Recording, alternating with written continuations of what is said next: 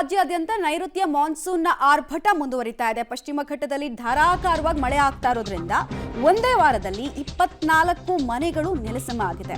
ಬೆಳಗಾವಿ ಜಿಲ್ಲೆಯ ಖಾನಾಪುರ ತಾಲೂಕಿನಲ್ಲಿ 12 ಮನೆಗಳು ಶಿಥಿಲಾವಸ್ಥೆಯಲ್ಲಿದ್ದಂತಹ ಮನೆಗಳು ಕುಸಿತಕ್ಕೆ ಒಳಗಾಗಿದೆ. ಜಾಂಬೋಟಿ ಹೋಬಳಿಯಲ್ಲಿ 4 ಮನೆ ಕುಸಿದು ಹೋಗಿದ್ರೆ, ಬಿಡಿ ಹೋಬಳಿಯಲ್ಲಿ 3, ಗುಂಜಿ ಹೋಬಳಿಯಲ್ಲಿ 3 ಮನೆಗಳಿಗೆ ಹಾನಿಯಾಗಿದೆ.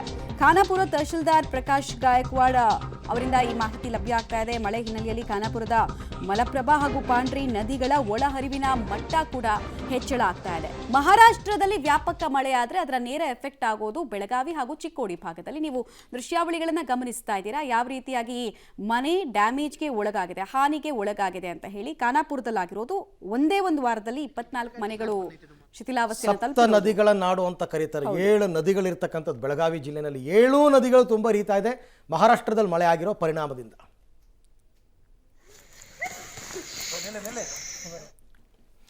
ಇನ್ನು ಉತ್ತರ ಕನ್ನಡ ಜಿಲ್ಲೆಯಲ್ಲೂ ಕೂಡ ಏನು ಕಡಿಮೆ ಅಲ್ಲ ಮಳೆ ಅಂತಕ್ಕಂಥದ್ದು. ಹೆಚ್ಚು ಕಡಿಮೆ 6 ತಾಲೂಕಿನಲ್ಲಿ ಪ್ರವಾಹ ಪರಿಸ್ಥಿತಿ ಬಂದು ಒದಗಿದೆ. ಈಗಾಗಲೇ ಹೊನ್ನಾವರ ಕುಮಟಾ ತಾಲೂಕಿನಲ್ಲಿ ಪ್ರವಾಹ, 6 ತಾಲೂಕಲ್ಲಿ ಪ್ರವಾಹ ಇತ್ತು. ಹಾಗೆ ನೋಡೋಕೆ ಹೋದರೆ ಕುಮಟಾದ ಊರುಕೇರಿ, ಕೆಳಗಿನಕೇರಿ, ಹರಿಜನಕೇರಿ, ಕೋನಹಳ್ಳಿ, ಗುಡ್ಡಿನಕಟ್ಟು ಭಾಗದಲ್ಲಿ ಪ್ರವಾಹ ಬಂದಿದೆ.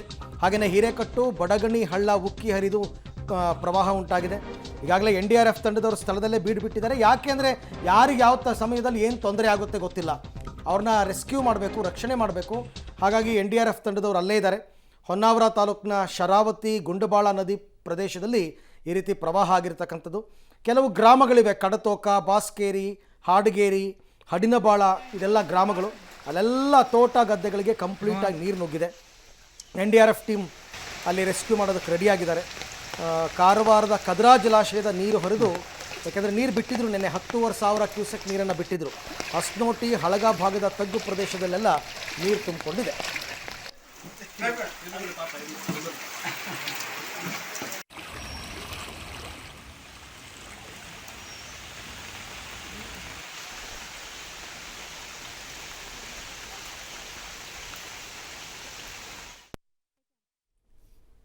ಕಾರವಾರದಲ್ಲಿ ಮಳೆಯ ಪರಿಣಾಮ ಜನಜೀವನ ಅಸ್ತವ್ಯಸ್ತಗೊಂಡಿದೆ. ಉತ್ತರ ಕನ್ನಡದಲ್ಲಿ ಭಾರೀ ಮಳೆಗೆ ರಸ್ತೆನೇ ಮುಳುಗಡೆಗೆ ಒಳಗಾಗಿದೆ. ಕಾರವಾರದ ಗೋಯರ್ ಗ್ರಾಮದ ರಸ್ತೆ ಮುಳುಗಡೆಗೊಂಡಿದೆ. ಹೀಗಾಗಿ ಸಂಪರ್ಕ ಕಂಪ್ಲೀಟ್ ಆಗಿ ಕಟ್ಟಾಗಿ ಹೋಗಿದೆ. ರಸ್ತೆಯಲ್ಲಿ ಸಂಚಾರ ಮಾಡೋದಕ್ಕೆ ಗ್ರಾಮಸ್ಥರು ಪರದಾಡಬೇಕಾದ ಸ್ಥಿತಿ, ಯೋಗ್ಯವಲ್ಲದ ರಸ್ತೆಯಾಗಿ ಪರಿಣಮಿಸಿಬಿಟ್ಟಿದೆ. ಕಾಡಿನ ಹಾದಿಯಲ್ಲೇ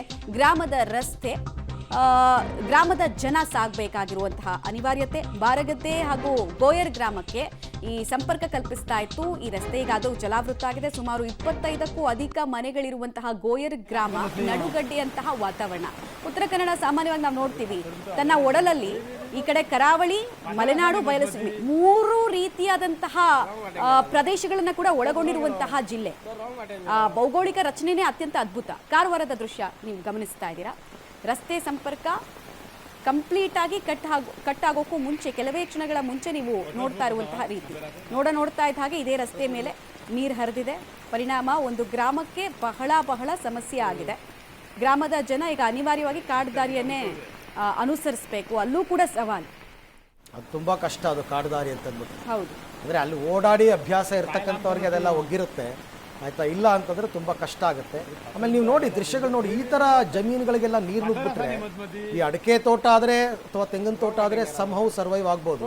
ಬಟ್ ಪುಟಾಣಿ ಬೆಳೆಗಳೆಲ್ಲ ಇರ್ತವಲ್ಲ, ಭತ್ತದ ಗದ್ದೆ ಅಂತ ಕಡೆ ಎಲ್ಲ ನುಗ್ಬಿಟ್ರೆ ಹೋಯ್ತು, ಬೆಳೆ ಎಲ್ಲ ಕಂಪ್ಲೀಟ್ ಆಗಿ ಕೊಳತು ಹೋಗ್ಬಿಡುತ್ತೆ, ಏನೂ ಸಿಗಲ್ಲ.